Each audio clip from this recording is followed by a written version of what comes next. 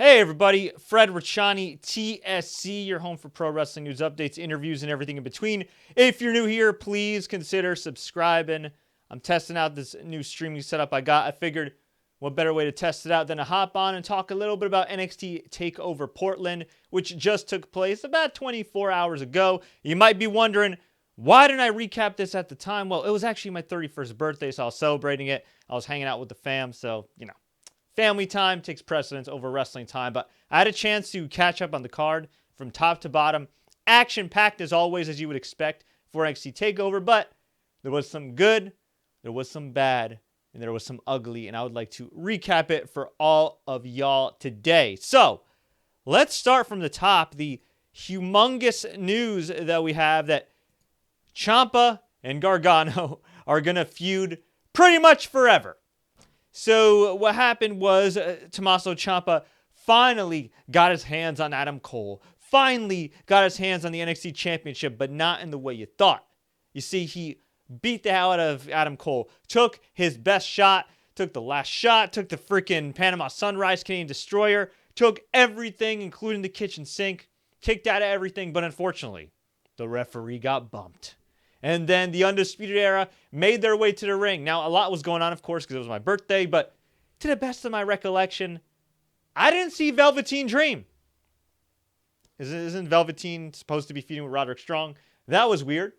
So, after all that chaos, Ciampa's finally ready to put the Undisputed Era away. It's time for him to win the title, to get Goldie back around his grasp, and what happens?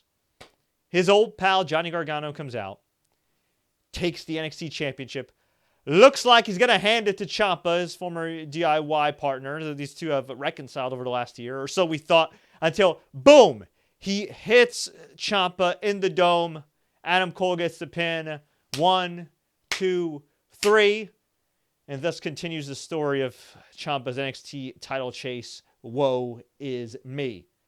Now, I thought the match overall from top to bottom was action-packed and pretty freaking awesome, although I gotta say, I thought the finish was a little overkill, and judging by a lot of the feedback, I think most people kind of feel the same way as well. It's one of those things where, like, I get it. You want Adam Cole to possibly break the record. Oops, let me actually close that. Oh, that was weird. And I guess Undisputed Era doesn't like me talking crap about them, but of course, you do want Adam Cole, if you're Triple H, I guess, to break Finn Balor's record-setting NXT title run, which I think was like almost 300 days or something. Adam Cole's knocking on the door. But at the same time, I felt like this was time for Ciampa to win, and we've seen Gargano and Ciampa before. It's tough. It's a bit of a double-edged sword for me. Now, I loved the Gargano-Ciampa feud, but I do think like a lot of people that kept it going for way too freaking long. It's almost kind of like with Jericho and HBK back in 2008, for anybody old enough to remember that feud. It was great. It was great. But then they had like one match, a little too many. They had the classic ladder match at No Mercy 2008, October 2008. Ironically enough, I think that also took place in Portland. And then they still had like some last man standing match like a month later. It was just kind of ridiculous. It was still great, but it was like, okay, we get it. But that was only like one more match. I mean, this feud has been drawn out over and over. Now, it is a different dynamic with Gargano and Ciampa. And I guess if you do want Finn Balor to challenge for the NXT title, make him your centerpiece guy since he's no longer in the main roster, this would make sense, but I don't know. Finish was a little convoluted. I feel like you could have gone there without being so convoluted and the ref bump and everything else. But hey, look, it is what it is. And if Ciampa's going to be staying in NXT for quite some time, if not the duration of his WWE career, if you're led to believe that that's the case, then hey, I guess it does make sense to have Ciampa lose here, have Adam Cole reign supreme, and then at WrestleMania weekend, who knows? Maybe Finn Balor wins. Maybe you finally put over Keith Lee. Maybe you get a dark horse in there like Damian Priest or somebody. I'm not really sure where you go, but I guess, hey, that adds to intrigue. And look, I can't really complain too much about Adam Cole holding a championship. He has been absolutely, positively freaking money so far as NXT champion. Been a true fighting champion, so I can't complain there. But that was a damn good match. Again, I think the referee interference or the bumps and everything kind of hurt that match.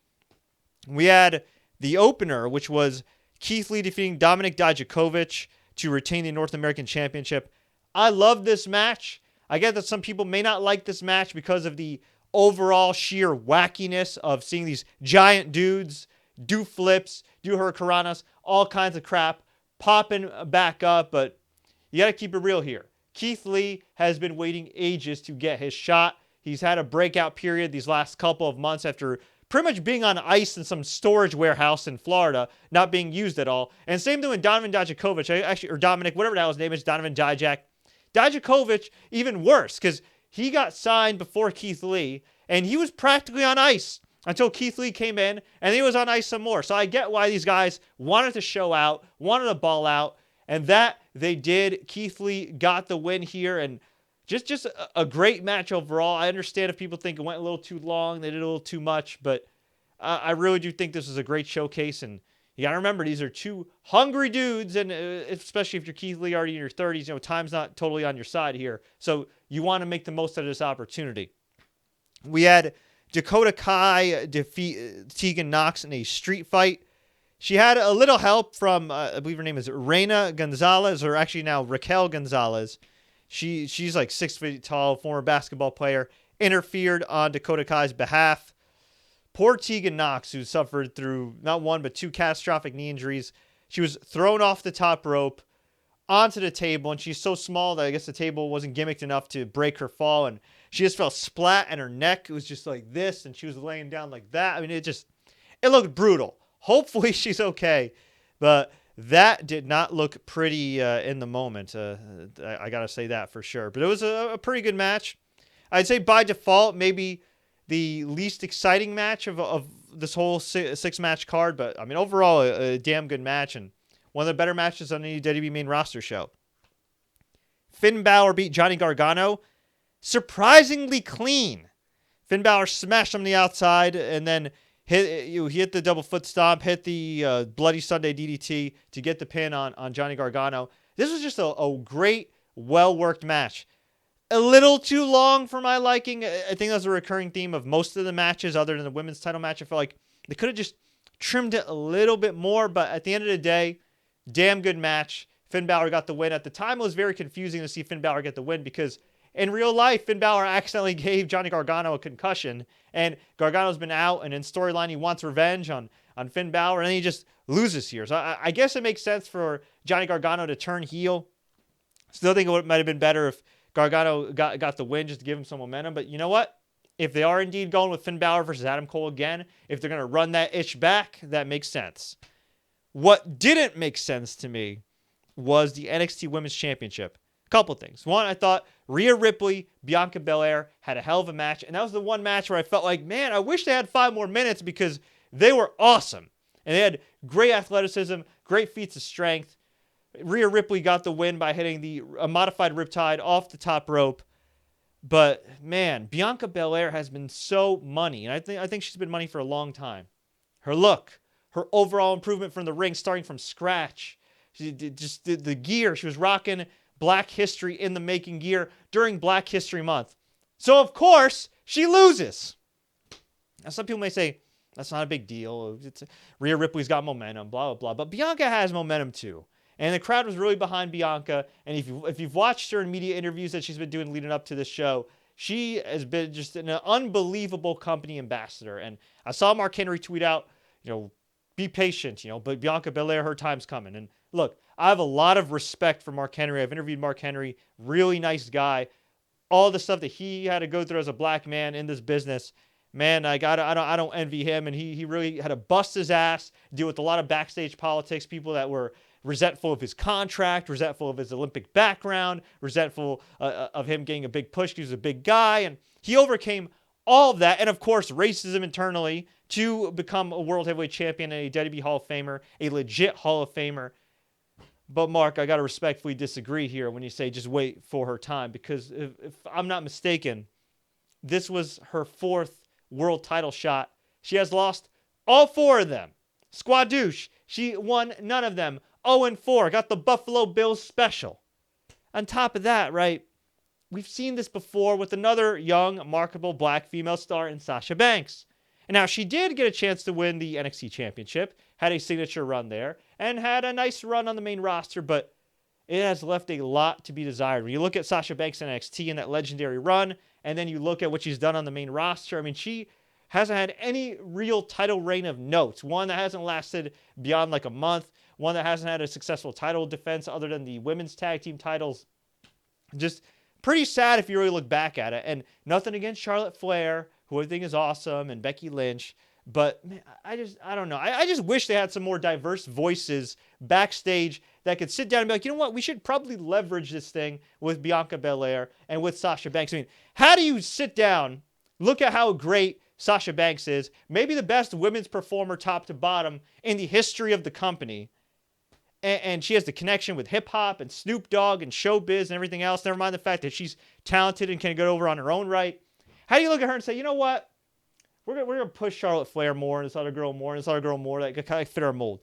It makes no sense to me. And had they put at least half the resources they put behind Charlotte Flair towards Sasha Banks, I really do think they would have had not just a big star, Sasha is a big star, but a mainstream transitional star like Sasha Banks. But then again, look at what they do with Bayley. Bayley's great. She's had a great main roster career, but she could have been the female John Cena. And for whatever reason, she just never got there, and they just never booked her consistently, and they never had the patience to tell her story that she had in NXT. And, you know, it's understandable. If you're a fan, particularly a fan of color, that looks at Bianca's career trajectory and thinks, man, she's going up and up and up, and when she gets to that big moment, she loses, because we've seen it the last 5 years with Sasha Banks. So I'm hoping, I'm praying that Bianca Belair in this whole thing doesn't just get a participation award. I should note that after the match, Charlotte Flair attacked Rhea, said she'll be challenging her for the NXT Women's title at WrestleMania. Then she attacked Bianca. So there is a chance, a small chance, that Bianca could be added to the match and you do a triple threat, which would be great. But, again, it ain't about just participation awards, okay? Especially for people of color. It ain't just about, hey, they were in the title match. They were in the triple threat. That's great. No, okay? Fans are ready for something different, okay? Charlotte Flair can get her 16 title reigns over time. She's got time, but and again, it's nothing against Charlotte herself. It's about the booking. The fact that I can only memorably recall 1 or 2 of her 10 freaking title reigns over the last 5 years is utterly ridiculous. What's the point of having all these title reigns if they're not going to be memorable? What's the point of having all this history if it's not going to be memorable? I mean, John Cena won his 15 world titles over the course of 16 years. 15 to 16 years. Ric Flair over the course of 30 years. 3 decades. So, I'm just saying. I'm just saying. I think it's time for something different, and I really do think that they should go all the way with Bianca. And look, I get it. Rhea Ripley's still kind of early in her title run, but she's younger. I believe she's younger than Bianca. She's still got time. And think about this. Rhea Ripley went to NXT UK, which pushed straight to the moon, became NXT UK Women's Champion, and rightfully so. She's great. And then goes to NXT, balls out, does her thing, has a great showcase at Survivor Series, wins the NXT Women's title. That's awesome. But I think it's time they break the mold a little bit. And I really do hope Bianca gets her shot, not just for the sake of any fans of color or people that want to see somebody different, hold the title, but just for her sake, because I do genuinely believe that she is extremely marketable and can be a massive star, man or woman, on the main roster. So hopefully WWE takes note and puts her over, because I really do think she's something special. And we've just seen it time and time again with a lot of these wrestlers that they have, that male or female, black or white, doesn't matter what the background is. I'll give you Braun Strowman. How many times did Braun Strowman get this close to breaking through? He has everything WWE wants. He has size, he has strength, he has charisma. By all accounts, he's fantastic with the fans. And for whatever reason, they just don't go all the way. They get a little gun shy, and it's just, I'm tired of it. I'm tired of it. They gotta be a little more risk taking, especially with all that freaking money they're getting from Fox and USA Network, and especially because their stock ain't doing so well. And you know what? It wouldn't hurt to take a few more risks that Vince McMahon is not used to taking, especially with sagging attendance and them having to not run as many house shows. So, something to think about, folks. I don't know. I'd be wanting to push somebody like Bianca Belair. Anyway, then we had the BroserWeights match. BroserWeights being Pete Dunne and Matt Riddle taking on Roderick Strong and Kyle O'Reilly. Kyle O'Reilly and Bobby Fish. This was one hell of a match. Really good stuff here. The BroserWeights ended up getting the win. Matt Riddle, Pete Dunne's great. The Undisputed Era is great. But Matt Riddle, for a guy, based on his experience level, only being in the business for maybe 5 years now, he's an absolute stud. And I don't give a damn if some people don't like the fact that he used to smoke weed or maybe still smokes weed medicinally. I don't give a damn if people say, oh, well, he was a mid-level MMA fighter, and oh, he got cut by Bellator and UFC, or oh, he talks too much crap, and blah, blah. The guy is a freaking star. You got to let Matt Riddle just be Matt Riddle. This is a guy that, if this was the Attitude Era, if this was maybe the Ruthless Aggression Era, where it was a little less scripted than it is now, or maybe he was in AEW or New Japan Pro Wrestling, where it's presumably less scripted on the promo front, I think this guy would be a top guy, and I think WWE needs to let this dude loose. Now, reportedly, according to Pro Wrestling Sheet, he got into a little bit of a backstage altercation with Brock Lesnar. Words were said. It wasn't anything physical, but I love the brashness of Matt Riddle. I love the confidence. I think, unfortunately, these unwritten rules of wrestling sometimes, it's an old school thing where, if a guy's too confident, he's cocky, or he doesn't have respect for the business. I mean, by all accounts, I know people that have trained with Matt Riddle. I know the guy that trained Matt Riddle, and they would tell you the opposite. He's a confident guy. He's a nice guy. He's a hardworking guy. He's a great wrestler. And at the end of the day, he's just got that swagger. And you know what? I'm sorry. Look, this ain't the playpen here. The one thing I see with a lot of these wrestlers sometimes is, I'm too nice. And look, I'm a nice guy, and it's cool to be nice. But I think when you're projecting on screen, right, when you're trying to market yourself, you want to have that superstar swagger. And I don't know if it's because he's a former athlete, and not that wrestlers aren't athletes, but a former professional athlete, and that naturally just comes to him, or what. But you got to have some type of swagger. You got to project yourself like a star. You want to watch this guy and be like, all right, I kind of like to be like that guy. Or you know what? That's my guy. That's my dude. It's cool to have underdogs. It's cool to have people that are relatable. But you need some people that at times are just on another level. And in my humble opinion, Matt Riddle is on another level. And if this dude doesn't win the NXT title at some point, doesn't get called up at some point, ain't main eventing WrestleMania at some point, then something went seriously wrong. And I'll tell you this, it ain't Matt Riddle's fault if that's the case. Because, come on, man. Now, I should note, somebody pointed out here, what about Matt Riddle's wife reportedly body-shaming women on her Instagram? Yes, she apparently did do that a few months back, where she just, for whatever reason, she called out some random WWE women and was like, no, you got to do squats this way and that way. Well, I don't know. I mean, that sounded a little petty to me, but whatever, okay? At the end of the day, let's look back at history, okay? Kevin Nash, Bret Hart, all these dudes, Shawn Michaels, they weren't always the most pleasant people to be around, but guess what? They were stars. They carried themselves like stars. They had that confidence, and you need people like that, okay? I'm just saying. You need people like that. So, and you can never have too many stars. So anyway, overall, I give NXT TakeOver Portland a thumbs up. I do think, though, just because of the Rhea Ripley and Bianca Belair finish and the missed opportunity there for now, I do think based on the overbooked nature of the main event, this was slightly below some other takeovers, but I mean, if we're keeping it real, we're really splitting hairs here. I mean, this was still a damn good show. If this was a type of show put on by the main roster, everybody would be calling it maybe show of the year. So this was one hell of a show. Props to NXT talent. Props to the NXT booking. Although, again, y'all got to step it up a little bit when it comes to the women's title picture. But, folks, I want to hear from you. Do you agree with me? Do you disagree with me? Do you think this was a thumbs up show? Thumbs down, thumbs in the middle. Let me know. Leave a comment below. We have some brand new merch available right now on ProWrestlingTees.com/TSC News. That's ProWrestlingTees.com/TSC News. I also have links in the description if you want to buy from Pro Wrestling Tees or Teespring if you want to support us.